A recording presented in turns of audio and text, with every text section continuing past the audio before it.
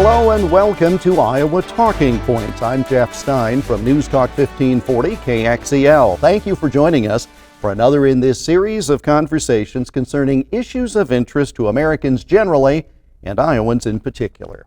This program was produced in the afternoon of Friday, August 25th, 2023, in front of an audience within Studio 5 at Mudd Advertising in Cedar Falls. And we welcome to Iowa Talking Points Republican presidential candidate Steve Laffey. Mr. Laffey served as mayor of his hometown of Cranston, Rhode Island, where he saved the city from bankruptcy, and I trust we'll talk about that during the next hour. A former candidate for the U.S. Senate, Mr. Laffey wrote about that experience in a book, Primary Mistake. He later created Fixing America, the movie, with suggestions on how to address issues concerning the broken system of government. He and his family later moved to the state of Colorado, where he took up operating a farm and ranch and ran for Congress. He and his wife Kelly live in Fort Collins, Colorado. He is a graduate of the Harvard Business School. Mr. Laffey, welcome. Thanks so much for taking the time. Thank you for having me. It's a beautiful, beautiful city. The format of our program is quite simple, a conversation about some of the topics of interest to you, the voters. And I will be joined in our questioning today by Gentry Collins, CEO of the American Free Enterprise Chamber of Commerce, and by Rob Mudd, Chief Futurist at Mudd Advertising. Welcome once again to all. We will be asking questions on a variety of topics. None of this is scripted, none of it is rehearsed, and hopefully all of it will be enlightening. So, first of all, Mr. Laffey, let's talk about your past experience in government and why you think that skill set is especially relevant to this point in American history. It is. When I announced on February 1st as the first person to take on Donald Trump, I said the country is going to have a financial crisis now. Within a month, 3 major banks went under, and due to interest rate problems. And it's going to continue. But my background is unique and thorough in finance. Not only am I a graduate of Harvard Business School at the age of 24, but I spent 15 years in the financial field helping run the largest investment bank in the South. So I'm well versed in all of that. But after that, many people thought I'd start a hedge fund, and I was going to, but I had a calling to go to Cranston, where I'm from. Cranston, 83,000 people, not the largest city, not a hamlet. It went bankrupt. And I ran for mayor on a policy and a statement that, listen, I didn't come all the way back up to 20 years to live in Detroit. I will fix it, you won't like it, and I won. So that's the only time anybody's ever won an election, saying you're not going to like what I have to do. That's America today. By the way, while I was mayor, I taught the top finance course at the University of Rhode Island. So I think we need a financial expert and someone who understands how to put the right people in the right place at the right time. My people aren't in jail. They're my people who worked for me are running hedge funds. They're running research departments. My director of City of Cranston is running McKinney, Texas, one of the top 10 places to live in America today. So I trained them, I worked with them, and they're successful. We need people who can put the right people in charge of these departments, who knows hundreds of people from business school, from business world, and to get this stuff done for American people. And I'm really running because I come from the lower middle class. The middle class in America has been destroyed for 3 major reasons: the public schools, China, and the Federal Reserve. I understand all 3. I made a movie about 2 of them. And we have to bring back the middle class, restore it, so that people can have a life where they look at their children, have a job, someone goes to work, someone looks after Johnny or Susie, and they say, my son, my daughter can have a better life than me. 80% of people in America think we're in the wrong direction when unemployment's at 3.5%. That's never happened in American history before. They know what I'm saying is true. And yet the election for president remains a celebrity contest controlled by the RNC, which I fought against in the past, wrote a book about it. And I'm just trying to break through so people hear this message that we can actually do this, folks. We can restore it. But it's not easy, it's not simple, and it's going to take time. But America is behind such a rock and a hard place financially that no one should say this will be easy. No one should say we're not going to touch Social Security. No one should say the things that are being said. And I'm not. And it's harder to break through that way, but I think I can. What are the steps that should be taken initially? And I asked you similar questions when we spoke on the radio, that if you put your left hand on the Bible, your right hand to take the oath, if this was that day, What's job one to get us where we need to be from an economic and fiscal standpoint? Job one is to show the world that we can fix problems. And I think the number one line item in our budget, now if you're a CEO of a company, every day you might look at employee count, you might look at food costs, depending what you run. People should look at Social Security. It's $1 trillion now. It's $65 trillion, nearly double the national debt in arrears. In other words, what we say we're going to take in and what we're taxing, we're never going to do it. And if you're under 40 and you're listening to this, you're never getting it. Oh, you would get it if indeed they ran inflation the way they're doing today, when they say you're going to get a check for $2,000 from that letter they now send out again, but it's going to be $200 when you retire in real terms. So my plan, again, isn't my plan. My forte is not as an inventor. I went to find the person with the best plan, Larry Kotlakoff at Boston University, the world-renowned expert economist in Social Security. And so I took his plan. And so what it means is that we're going to let older people get what we said. Unfortunately, they will pass away. Younger people will be at the age of 20 in a brand new plan. Some people will be in both plans. But the new plan would be investing in a worldwide basket of stocks, bonds, real estate, and so forth, New Zealand, timberland, et cetera, that you own, but you can't touch, unlike the IRAs that young people keep cashing out of. And then when you get to be 65, 62, whatever it may be, we'll stop buying annuities. Along the way, if you die, your heirs get the money. Along the way, if you get married, by the way, Social Security is the most sexist plan of all time. Do you realize, did everybody realize that you marry somebody, you have 4 kids in 4 years, you divorce your wife, she gets nothing? When you marry someone, you put in half, they put in half. If you're divorced, unfortunately, I don't want anybody to get divorced, you keep half.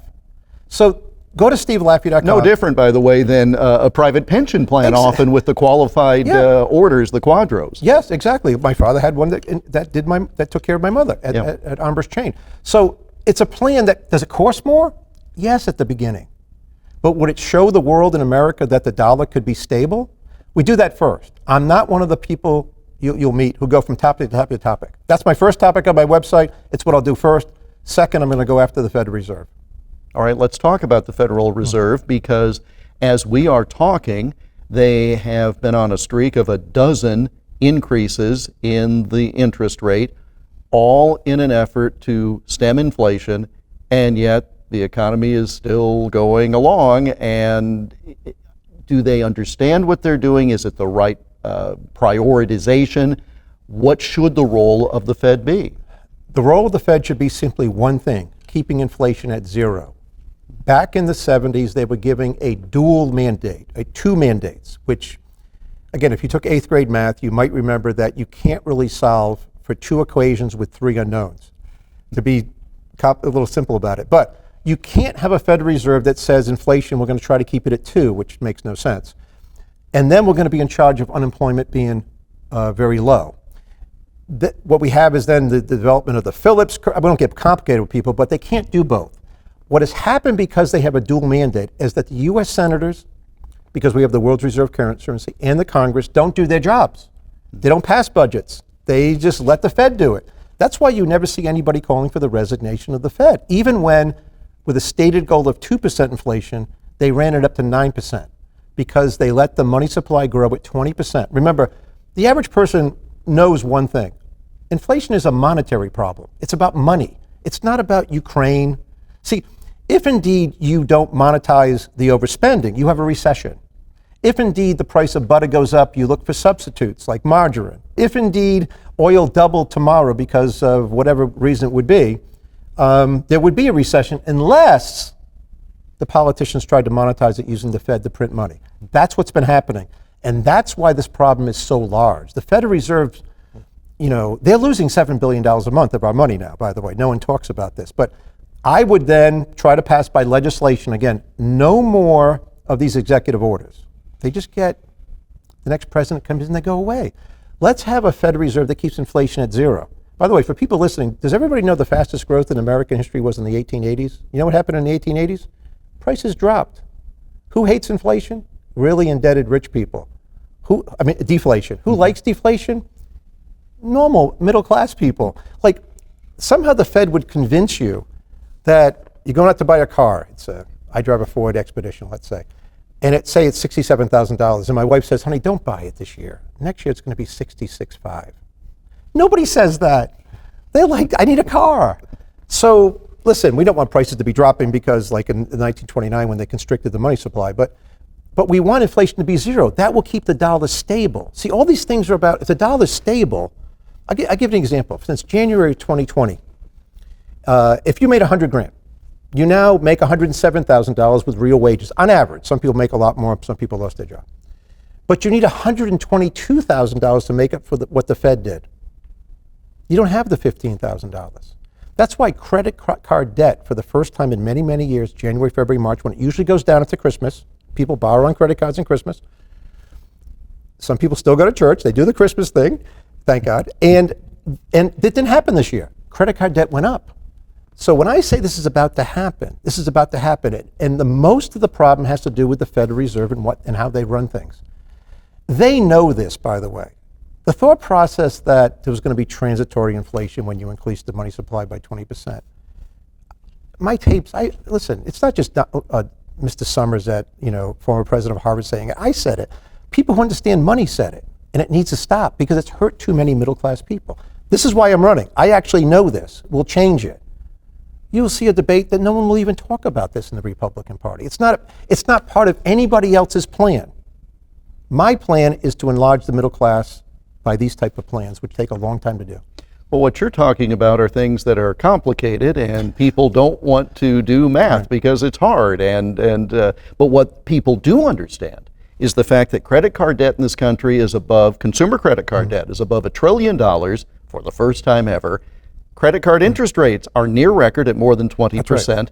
And so for all the talk of a robust economy, all the folks who claim to know about it saying that, up and down the streets, and we're in Cedar Falls, and you've been going to shops during your time in town, I don't know that you're finding people who feel that things are terribly robust. The people understand, do they not? They just don't know how to fix it. They do. That's exactly right.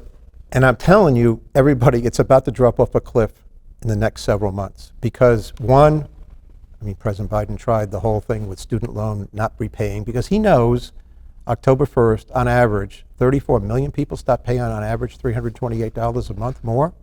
That never should have been stopped. You owe money, you pay it back. It gets back to 2020, which we don't have to go into. But listen, people over age 62 have like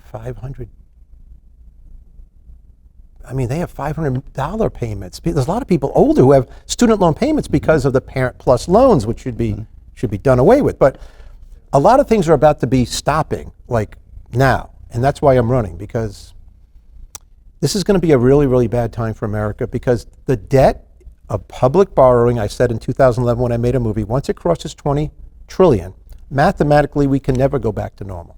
And now it is. And now it's 25. When you mention the student loan debt, and we talk about it as student loan debt, and when we phrase it that way, we think of certain individuals, 25-year-olds, 30-year-olds, right. 40-year-olds. But to your point, and I know a number of people where whether it's a Parent Plus loan or they just simply co-signed, well, you've got folks who are trying to plan for their retirement, worried about the obligation of a student loan because they thought their kid should get a good education, and that's coming back to be a difficult sell. I have told, and I've produced solutions for the student loan debt, which is over 1.7 trillion. And some of them go like this, and again, people may not want to hear this, but I live in Fort Collins where we have Colorado State University. I have 6 kids. 2 have graduated and 3 are juniors at CSU. They live at home. It's $11,000 a year. I have friends in Fort Collins, love University of Iowa. They're like, I want to go to Nebraska. I love the Cornhuskers. I'm like, what are you talking about? It's 50 grand. Now, if you have a kid who's going to go study aerospace design at MIT, I get it. But CSU, Nebraska, University of Colorado, whatever. My kids get out with no debt. I know parents who have signed off on these type of loans. A kid got into NYU. They have $200,000 of debt. They make $75,000. The Parent Plus loans have taken parents from middle class. They're taking them into poverty. So there's lots of solutions that have to be done. I wouldn't have student loans for people crossing state lines for state universities. Now again, I'm in Iowa. I don't know if anybody wants to hear that. But Iowa has a good system. I'm sitting here next to a really good university that I met with people here who go there, kids who are working, and they're like, they really like it. So you have a good system. People should go here, live at home if they can, get through college. My new phrase, of course, to my kids is, college is a new high school. I hate to tell you all, but we go to grad school as Laffeys. So, so that's where it is. But we can have a lot of solutions like that. But they're going to have another debate among Republicans, and no one's going to discuss this, Jeff. No one's going to discuss they didn't discuss middle class. The word middle class is not in the last debate. It's destroyed for things like this, with amenities at schools and people tending their kids. They feel like they have to do this for their kids, but they don't know what they're getting into. By the way, with Parent Plus loan, just remember, no one says, can you afford to pay it back? They make sure you can breathe, right?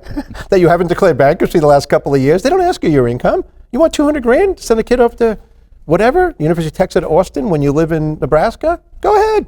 None of this should be happening. I'll involve my colleagues in the questioning in a moment, but I want to ask about you as a small business owner. Mm-hmm. What kind of pressures do you feel based upon the last 4 years, the current administration, and this monetary policy that you've noted from the Fed? Well, it's anything that you try to do is different from, I'll give you an example. In April of 2010, I moved to Fort Collins. Everything was cheap. So I bought everything. I bought a tractor, for example, a used John Deere tractor. I bought it for 22 grand. The guy went broke. Felt bad, but I bought it. It was a $42,000 John Deere 3750. Now, truthfully, I could barely drive it. I grew up next to a gas station. I kind of pretend, okay? But I have one, John Deere right nearby. I saw Yes, the sir. Hall of Fame. Mm-hmm. So last October, I woke up and told my wife, everything's expensive. I sold everything. I sold that John Deere. I drove it for like 13 years. I sold it for $32,000. It's crazy. So, but for the person starting a farm, what are they doing? For the person trying to buy a home, mortgage rates hit over 7%. So this inflation has destroyed the ability for young people to look forward to the future. We as older people are the worst generation. We've taken too much. So any small business owner is looking at this situation, whether they own a little cattle operation, whether they own, whatever it might be, they're looking at it going, how do I really make ends meet? And it's very, very difficult. Minimum wage laws, what they have to pay, regulation at the local level, a lot of it's local level. But what's happened is people can't make ends meet, and now, they've been playing the stock market, of course. And now this whole truth is about to come out where people really run out of the ability to spend. And what will the Fed do now? That's the real question. I believe they won't stick to their guns. They have to, the way Paul Volcker did in the late 70s and the 80s. 2 recessions happened because of it. This is 10 times worse than what happened in the 70s because of how much money the Fed has printed. Questioning continues now from Gentry Collins of the American Free Enterprise Chamber of Commerce. Mr. Laffey, let me start by saying thank you for raising issues that a lot of candidates are not talking about. I want to ask you, should you be elected president and focus on these issues that you've raised, Social Security, dealing with the Fed, and so forth, what does the average American's life look like in 4 years? So when it comes time to run for re-election, yeah. on what basis should the American people judge your first 4 years as president? I think it would be a lot like Cranston, where I ran for mayor when the city went bankrupt, and I said, you're not going to like anything I'm going to do. I will fix it, but I didn't come home to Cranston to live in Detroit. I don't mean to make fun of Detroit, but in 2002, that was a pretty rough place. Yes. It still is, I guess. And people understood that message, and they were scared. And so they voted for the guy who was a financial expert. I think the same basis, I won re-election with the widest margin in Cranston's history, and I'll tell you one little story about it. I'm running down the street, and my high school economics teacher, who gave me the book Free to Choose, is my campaign manager. He retires from teaching because he loves the city. This is what drives, towns in Iowa and drives Cranston. People still love this place. And he says, Mayor, this lady wants to speak to you. And I look down in the car, she's got the window down, she goes, I hate you.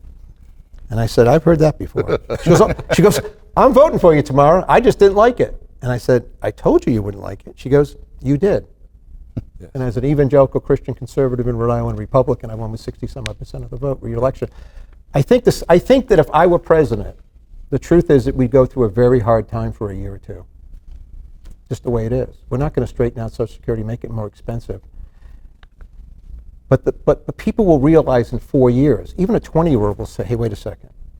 I put in this money the last 4 years. I can't take it out, but I own it. A meeting with a financial advisor says, listen, if it goes like this over 40 years, any 40-year period, you actually can afford to buy a home. You're going to have a real retirement plan, right? And inflation, by the way, I'm a populist conservative. I truly believe that 17 buddies of mine from high school, by the way, I have some pretty smart high school friends, forget Harvard Business School or Bowdoin College, they could be on the Fed and they would know how to keep inflation at zero. We do the Taylor rule, not to get complicated with people. We would look at money supply, which no one ever looks at anymore, and we would do it. But if that was their mandate, maybe it'd be 2%, maybe -1 and so forth. But I think what you would see then, imagine this, you're in Japan today, 4 years after I'm president. You have a 15% internal rate of return on a company. You say, wow, that guy Laffey. That dollar is appreciating 3% versus the yen every year, and it's still going to do that if they have those policies. I have an 18% internal rate of return. Let's build it in America. He's got that 999 plan from Herman Cain. We're going to take the money back without the same kind of tax rates. That's manufacturing. Remember, this is a very simple thing that we learn in economics. The GDP, the gross domestic product, is C, consumption, which everybody talks about all day long. C. But it's plus I, investment, right? Plus G, which is too big, government. And plus, but in our case, negative X minus M, because we import too much stuff. We never talk about these other two things, right? But the I is the long term. When we have a lot of I, investment, what do we have? More savings. When we have a manufacturing job in America generated, what do we have? We have 4 jobs. It's the biggest multiplier effect. When you open a Ford dealership or a manufacturing plant that comes to America, when we reshore these things, which I've been talking about since '05, people show up to sell coffee. Someone opens, like if it's a manufacturing plant, someone makes ball bearings next. They need batteries. Oh, we'll do batteries. We transport. We have guys driving UPS trucks to get places. So this is what's been missing. It's been hollowed out since 2000, since China joined the World Trade Organization. These are the types of things you would see by year 4. But I'll tell you one other thing. Even if I didn't get reelected because it took 5 years, I would still do it. I don't have something about me that says, although I like to kiss babies, I can't tell you that it's not going to be hard. I can't say it's going to take a week. I can't tell you that it's huge. I can just say, for our children's sake, everybody listening, please listen to me. I'm an expert in this. I know what I'm talking about. I'm only here for you. If someone else does it, I'll go back to Fort Collins and hang out on my little farm with my kids. The American people, I think, know that they're looking for something. I'm not convinced that we know what we're looking for, but you can see it in our election results. In the last 9 federal elections, 8 of them have been partisan change elections. 4 for the Republicans, 4 for the Democrats, not in order.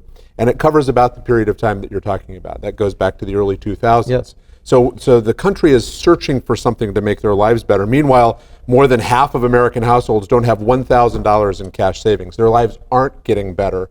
I'm not so sure that you'll have trouble convincing the American people that sacrifices are required. How do you convince the Congress of the United States that sacrifices are required? Because what you're proposing here is going to require a Congress that will pass some legislation and get it to your desk as president. That's right. And what's really missing once you change the Fed to make Congress have to do this, they can't print the money. It's not going to happen. No one's going to print any more money, so they have to make tough decisions. So think about it. President Roosevelt took a whistle-stop tour. This is a long time ago. People used to sell going by train. You can go to old flicks and see the other Roosevelt on a train. I would go around the country the way I did in Cranston. I actually did a whistle-stop tour in Cranston, but nationwide, go and explain to people that this is going to be tough. With the American people, I noticed when I made my movie and I traveled the country, they're ready to say, I'm in. They just need to know it's fair. They're ready to put extra money in. And 58% of the people have less than $1,000 in a working.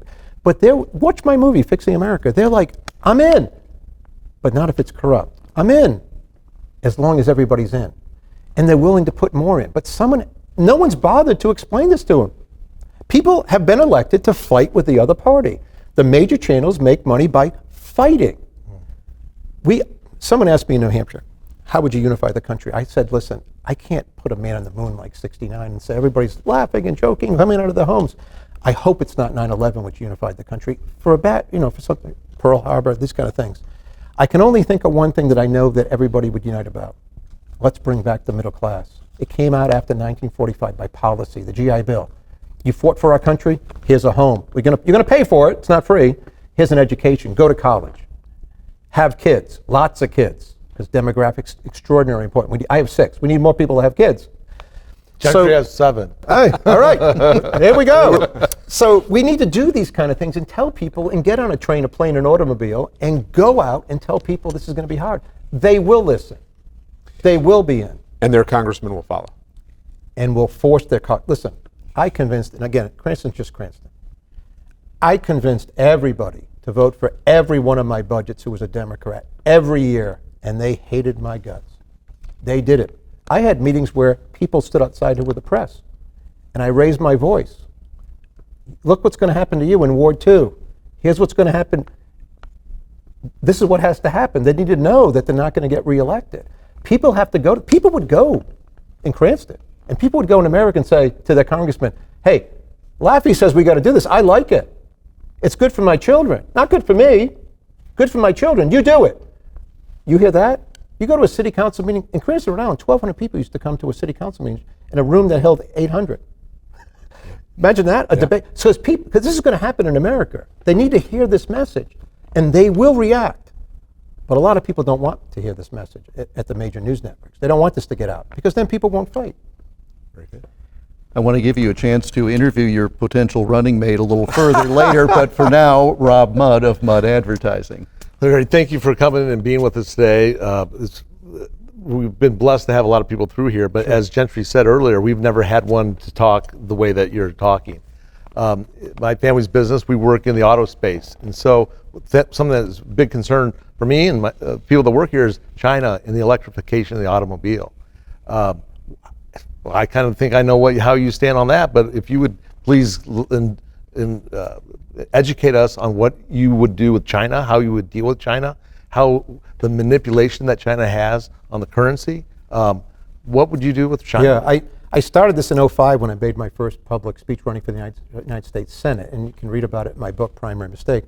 I was endorsed by the Club for Growth, very good people, and Pat Toomey, who became a U.S. Senator, was the head of it. I wrote on the document about free trade, because I love free trade, with Canada, with the UK, with countries that have similar GDP per capita, who are our allies, and they can keep a different steel mill in Canada that we might meet for national defense, because it's pretty much in America. I'm not making fun of Canada, but we can do these kind of things. And everybody has their own national defense purposes, and there's a melt problem in Quebec.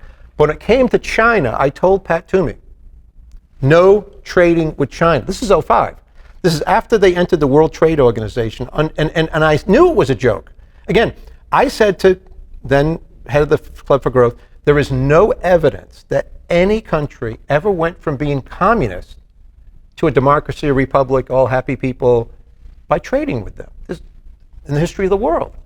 They're going to become more tyrannical, and they did. Now, I've been saying this, and I made a movie about it. So my bona fides on this are what to happen. You can go back to fixingamericamovie.com. I kept up what I wrote all the time, right or wrong. It says, here's why we don't want to trade at all with China. And I'm not saying this about other countries, by the way. And the reason is, I've been right. Now, what I would do is that I would stop raising tariffs and not exempt Apple Computer. I would say, we got to get out of this country. We're going to reshore, we're going to bring a lot back to America. Some will be in Mexico. Listen, there's a whole thing where countries do better things than we do, whether it's high-tech manufacturing, low-tech manufacturing, whatever it might be, growing grapes, whatever. So that's going to happen. Think about it, folks, though. The State Department put out several weeks ago that no one should travel to communist China. But we run a $388 billion trade deficit with them? Is someone joking? The biggest non sequitur in every single Wall Street Journal or major article is China puts Uyghurs, like 1 million in concentration camps, America, but nothing. Did we do that in World War II? Did we do this in the past? Did we ignore human rights violations? Catholic priests disappear. They go to, by the way, they violated the treaty, the Sino Treaty that they had with Hong Kong. The people have been oppressed.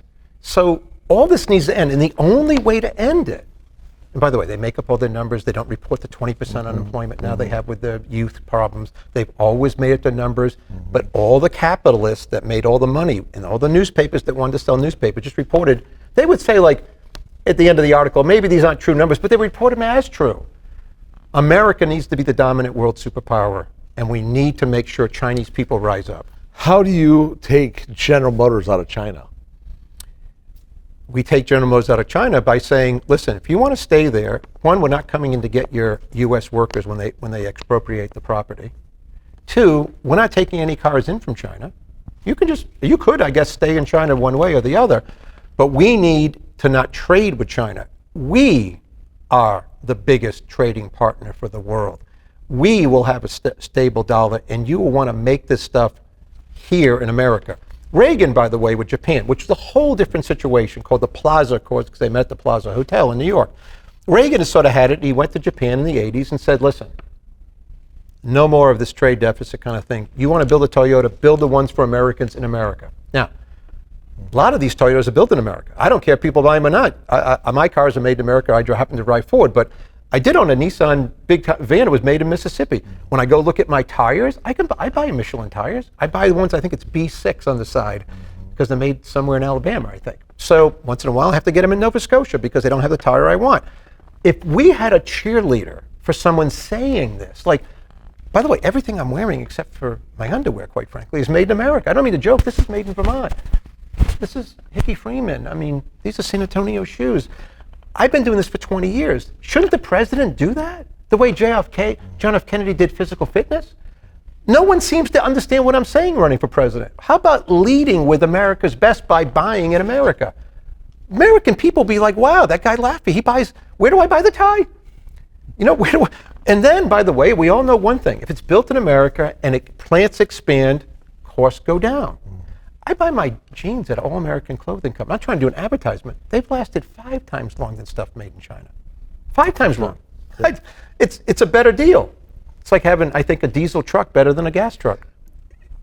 It's being hooked on cheap that keeps you coming back to buy cheap, right? And so it needs to.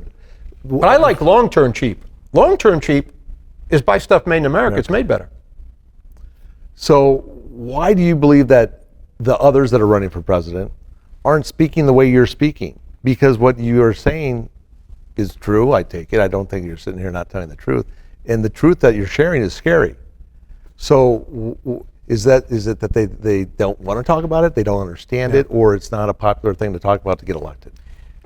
I think it's because the money in politics comes a lot part from corporations. And in many ways, Walmart became a Chinese company. It wasn't okay for China to lobby the United States of America. Hey, we want stuff made in China.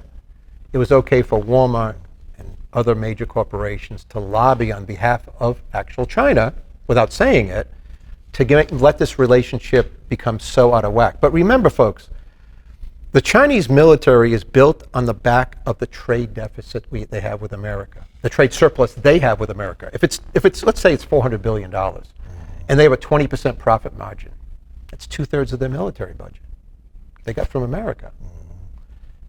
This is insane. They steal all their products, the new jet, the J, whatever looks like our. They have new laws now in China where they want the technology that we have there. We can't do this. We can't do this and have a country that's strong, prosperous, and not at war. So our president loves China. He loves China more than he loves the state of Iowa.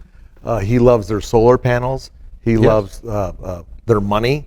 How do you deal with that? How do we deal with the chasers, I would say, the cheap chasers, and then the liars? Tell the people the truth. The transition away from China will cost money, may cause a recession, but your children won't fight in a war probably at a much higher level of safety for our children. I'm really here for my children and your children. I'm not really here for the corporation. I mean, listen, I helped run a corporation, a publicly traded one. I love free enterprise. I'm really here because America's at the end. I don't want to be dire. We can fix it, and we will, I think. At the last moment, we'll rise up like we always do. We'll be a union. We'll be united. But unless we do some of these things I'm talking about, that no one will talk about, it's going to be so much worse. It's going to be, but if we had done this 10 years ago, by the way, if we had just 10 years ago, pick a year, said we're going to get out of China. We're not going to allow this to happen. and looked out, Apple Computer would have some of its stuff in America, some in Mexico, some in Canada. I'm sure they'd have some in Singapore. I make up a country, right? Mm-hmm. Everybody has a comparative advantage, but it wouldn't be in China. And they wouldn't be threatening Taiwan, and they wouldn't have taken over Hong Kong, and they wouldn't have put more people in it. And maybe they'd be free because their people would rise up. Remember, if the people in a country see hope, they'll rise up. If they think they're not going to get any hope, what the mistakes we've made in Iran, we could go on all about foreign policy. But if they see hope, they'll rise up. And they'll overthrow these people. We're not against the Chinese people. Correct. We're against the one person now who took over the country. And by the way, that's really a benefit to us. Now there's not even a Politburo. There's one guy. He's going to be there forever. He's making huge mistakes, to quote another politician, and it's benefiting America. He'll continue to do that. He probably didn't know the balloon flew over America. No one will tell him anything. If you work for a really good company, like I worked at Morgan Keegan, you'll go into the CEO and say, this is wrong. He'll say, thanks. If you work for a guy like Z, you're going to go in there, you're going to disappear. Yeah. That's good for America, but we need to push it along faster. We are midway through this Iowa Talking Points conversation with Republican presidential candidate Steve Laffey. Short break now, and we'll be back in 2 minutes on Iowa Talking Points.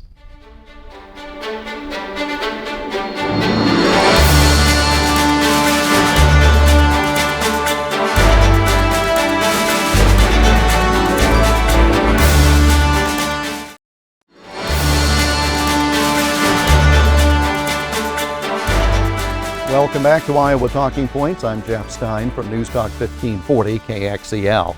In today's edition of the program, which was produced on Friday, August 25th, 2023, we are in conversation with Republican presidential candidate and former mayor of Cranston, Rhode Island, Steve Laffey. I want to begin this portion of our questioning by sort of picking up where you left off. We were starting to talk about some foreign affairs issues, and we've talked a bit about China. Talk, if you will, about the threat from Russia and how U.S. involvement in Ukraine would either continue, change, etc., under President Laffey. It would change. It'd be more aggressive. The backdrop, so people know, if you know Russian history, there's a phrase, Russia without Ukraine is a country. Russia with Ukraine is an empire. From Ivan the Terrible in 1537 to the treaty with the Cossacks in 1654, through the Potemkin villages, which are in Ukraine under Catherine the Great, through World War I and World War II, Russia feels as though, because where Moscow is on the map, it has to keep pushing toward Europe. It's always done that. There's been pushback. There's been a number of wars, because that's a flat piece of land that's easy to take, and they feel easy to come back. There's been 8 incursions back into Europe. In fact, one of them was Putin sitting next to President Bush at the Olympics when they went into Georgia. The country of Georgia, not the state, so people know where it is. Mm-hmm. But he was always going to do this, looking for weakness. That's what Russian czars, Russian leaders do. So the pushback has been enormous, and the surprise from the Ukrainian people has been enormous. I would tell people, listen, I am not an isolationist. America must be the world leader in freedom, and it must help people when it can. It has the right, not the duty, to step in when things are wrong and people are going to suffer. In the case of Hong Kong, we really couldn't do it. Too far, too small, too far away, and Russia and China has too much. But in Ukraine, we could, and we did. And I also tell people that there's a lot of propaganda that I see going on. It's not right to say this. It's not right to say that there was a vote somehow in the one side of Ukraine where everybody voted to stay with Russia. That was a little green men. This is wrong. It's wrong to say that no one knows where the money goes. Congressmen get a report every day in our country. And it's wrong to say we spent this much money, really, except for the Patriot missiles and ammunition, which is a problem we're not prepared for. A lot of the stuff is used, and they're using it effectively. I say far better to have Russia lose, which they would lose if I was president. The borders go back to the original borders, so that Russia is not doing this again, that Putin leaves the stage the way Khrushchev did. Takes a couple of years sometimes after the Cuban Missile Crisis. He left. People forget there was a coup when they were starting to have some freedom, and then the leader left 3-4 months later, right? Gorbachev. Mm-hmm. So these things happen, and it's going to happen to Putin. So we have to make sure it happens. And the other thing that I'm seeing, which is really good, to credit President Trump, he did talk about NATO not putting up enough money when he started being president. But what's happened is NATO is now alive. Who would have thought Finland would join NATO? Sweden? Nobody would have thought this. I wouldn't have thought this. But they are, and military spending is going up. It has to go up. So we have to win in Ukraine, because if we don't win in Ukraine, they will take Poland. By the way, maybe 20 years from now, you could be a short-term thinker and say, I'm going to end this in a week, we're going to do this, and what I think about, especially one other candidate, I don't think he thinks that they're humans. They're humans in Ukraine. They're equal under God to me as I am. They're rich, they're poor, they are what they are.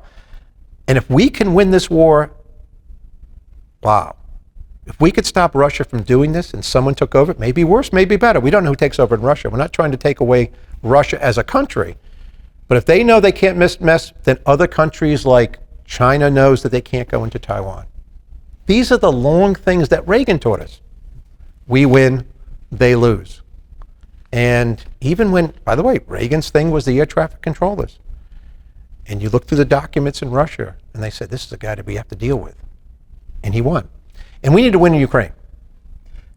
What concerns do you have about the alliances that are being formed between Russia and China? Because again, there is the fear that either America is not prepared now because we have overcommitted to Ukraine beyond the used equipment, et cetera, ammunition in particular.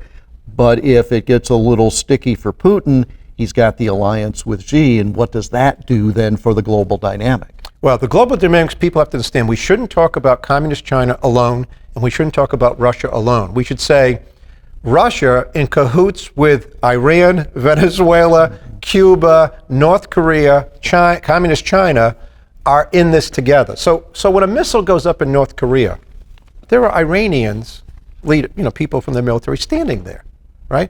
So I think that Xi realizes that Putin's a bad partner. It's a relatively poor country. By the way, Russians and Chinese people throughout history, in the 60s, they almost had a major war together. They hate each other. Yeah. So they'll hate each other again. They can pretend to like each other against America because they really want to bring down America. They can't do it. We're too strong. And the way that we actually stay strong is to be what we were a long time ago. We're the voice of freedom. We broadcast it. We tell people this is what we do in our country. We have a rule of law, and we have a rule of law, And we treat the president the same like Nixon, and we treat the president the same as anybody else. And people gravitate to that. I think the shift that we really have, if I was president, is to South and Central America. We have to bring back the Monroe Doctrine that went away. I don't know who said it first, John Kerry, whatever, back in the day. It has to come back. People don't screw around in our hemisphere. And by the way, this is power politics. I'm not making it up. We're the strongest country. You don't do this in Cuba. When Secretary of State Pompeo said to Maduro, leave today, and he didn't leave because a Russian advisor in Venezuela, really, said stay, and he went to the tarmac, and he stayed. That was a great loss for America. If I say leave that day, you better leave that day. Now, when it comes to foreign policy, I see a lot of people saying specific things.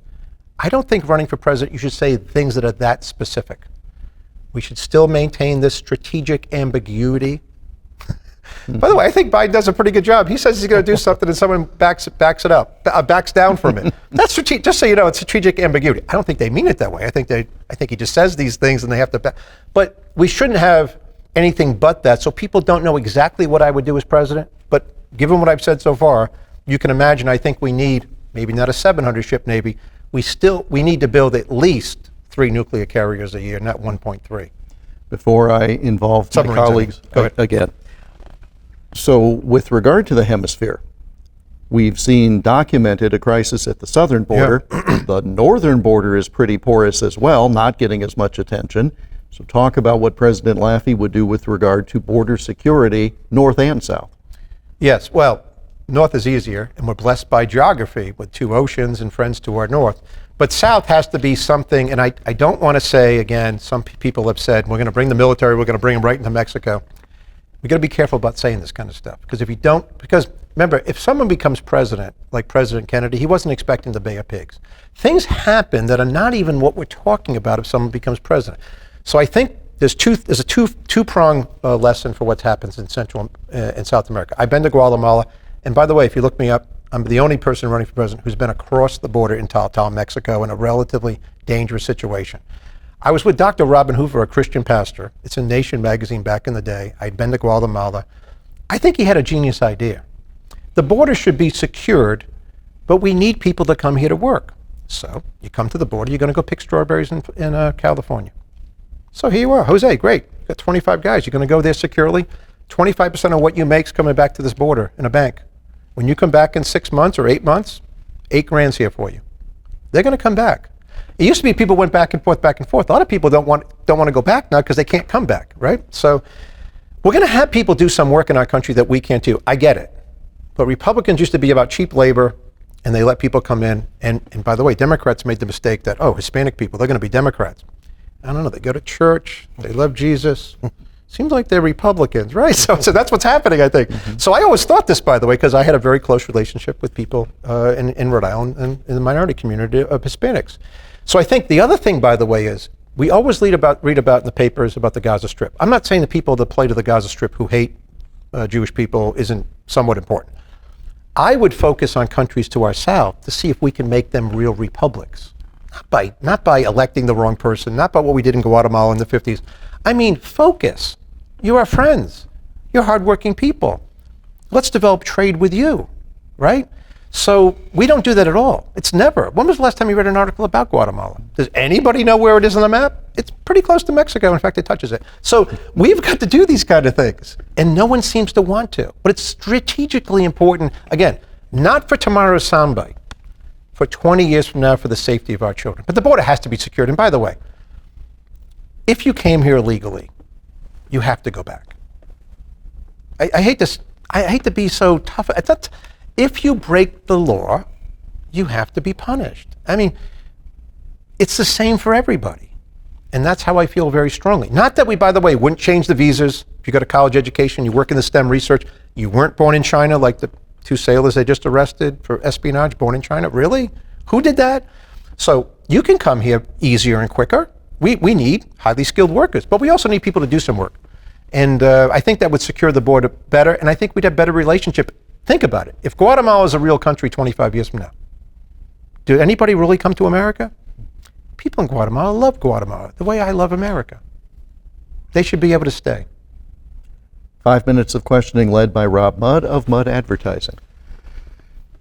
You've shared a lot of, like I said earlier, a lot of things we haven't heard before. We've had past participants talk about getting rid of all the agencies in D.C.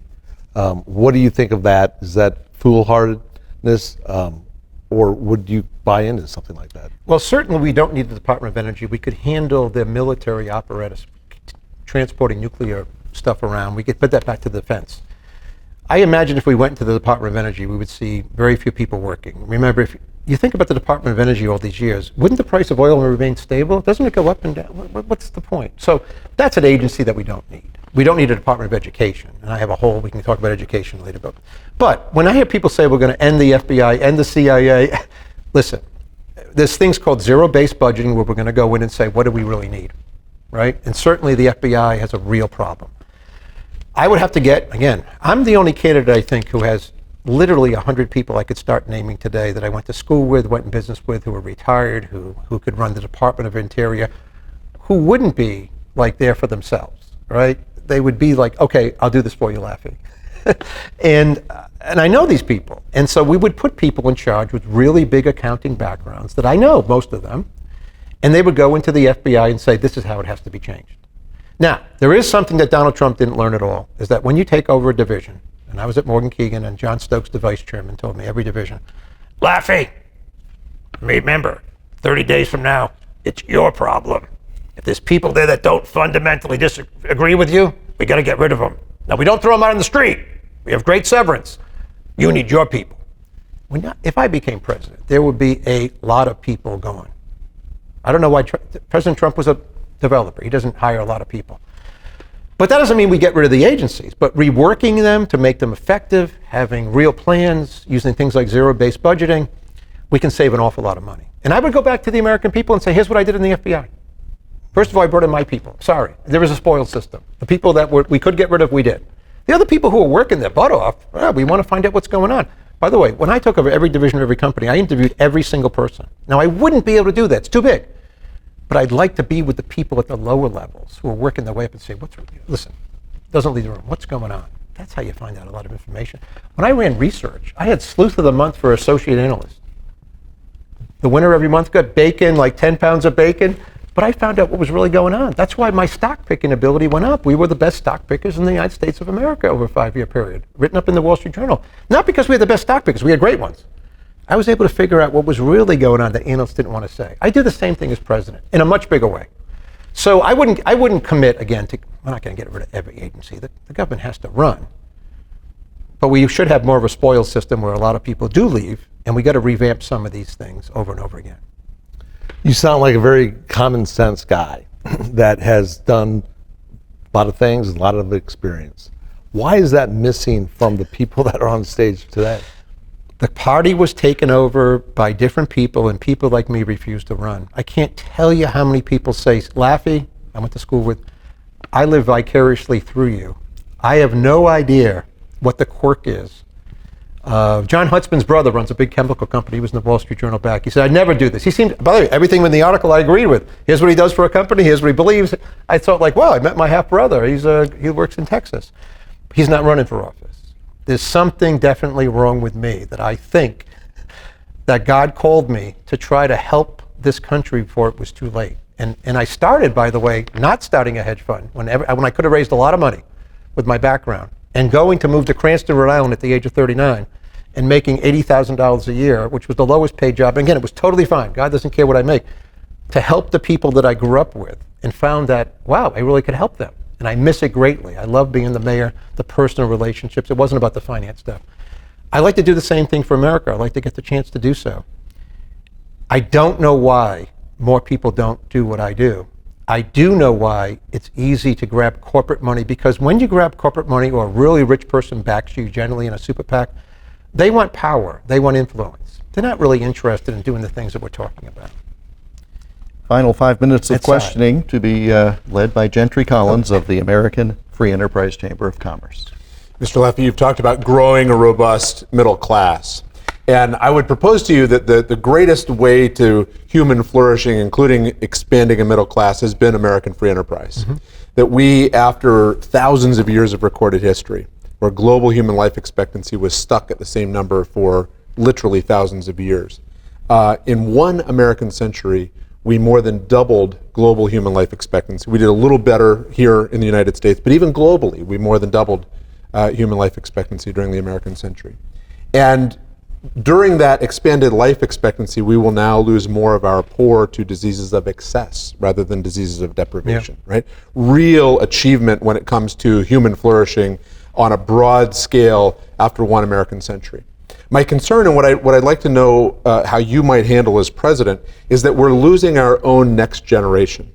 That when you look at surveys about young people in this country, and even young adults, people who are aging into the electorate, who are driving the next generation economically and will become American leaders in time, nearly half of them no longer believe that American free enterprise and American capitalism are the way of the future. Yeah. They're looking for something else. We've talked about how we deal with that around the globe. How do you deal with it here at home? A number of ways. I do want to point out one thing. My real economic hero is Milton Friedman. I think the invisible hand of Adam Smith works.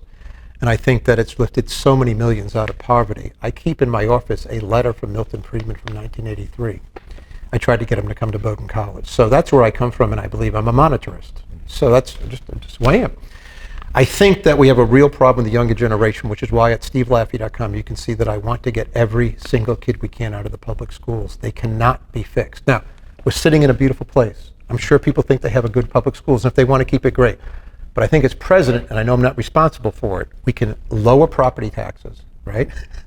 We can get kids a check to parents across the country, and we have to just say to people, I say this all the time, do you know how the federal government actually hates your kids? And they go, no, what do you mean? There's something called the internet. Why is the best Algebra 1 teacher in the world not teaching 5 million kids this week? Your little kid Johnny, your little kid Sam, my kid misses class. Why can't he go to a lesson for free?